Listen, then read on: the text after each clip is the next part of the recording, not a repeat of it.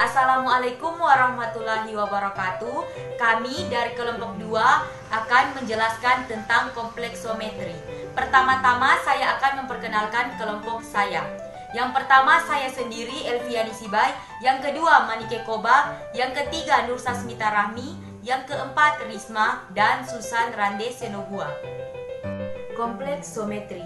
Kompleksometri adalah analisis volumetri berdasarkan pembentukan senyawa rangkai atau kompleks dengan menggunakan larutan standar berupa senyawa poliaminokarboksilat. Manfaat titrasi kompleksometri. Yang pertama, dalam penetapan kadar suatu senyawa obat yang mengandung non-logam. Yang kedua, penetapan total kesadaran air. Dan yang ketiga, penetapan kadar magnesium dan magnesium klorida. Saya Manike Kobak akan melanjutkan materi dari saudari Elviani Sibai. Prinsip dasar kompleksometri. Prinsip dasar dari titrasi kompleksometri adalah terjadinya reaksi pembentukan ion-ion kompleks antara bahan yang akan dianalisis dan titran. Terdapat dua cara dari jenis titrasi kompleksometri. Cara Liebig dan Schnarenberg. Cara Liebig menggunakan monodental sebagai penggelar, misalnya menggunakan titran AgNO3 untuk menentukan kadar CNA.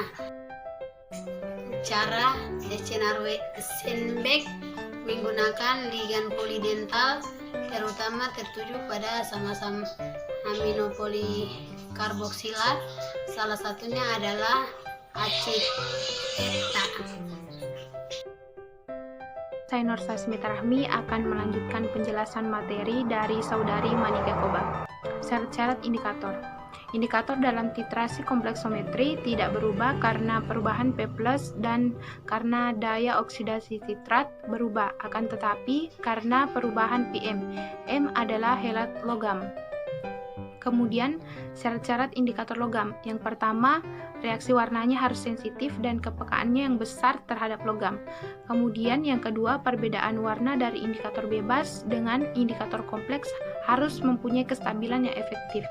Kemudian, yang ketiga, reaksi warnanya harus spesifik. Kemudian yang keempat, kestabilan kompleks logam indikator harus cukup. Kemudian yang kelima, reaksi pengusiran indikator oleh ETA harus berlangsung cepat. Saya Risma dari kelas G. Saya akan melanjutkan materi dari saudari Nur Sasmita Rahmi, yaitu mengenai sampel yang dapat dianalisis dalam titrasi kompleksometri. Ada 4 sampel yang dapat digunakan, yaitu yang pertama H2O atau Aquades, yang kedua C2OH 12N3O4S atau Electrum Black Tea atau EBT. Yang ketiga NH4OH atau amonium hidroksida, dan yang terakhir yaitu ZnSO4 atau seng sulfat. Saya Susanti Rande Senobua akan melanjutkan penjelasan dari saudari Risma. Kelebihan dari kompleksometri. Yang pertama, waktu pengerjaannya lebih sederhana dibandingkan gravimetri dan spektrometer. Yang kedua, EDT stabil, mudah larut, dan menunjukkan komposisi kimiawi tertentu. Adapun kekurangan dari kompleksometri yaitu yang pertama, titrasi pengkompleksan tidak dapat menggunakan ligan unidentat. Yang kedua, penentuan titik akhir susah ditentukan.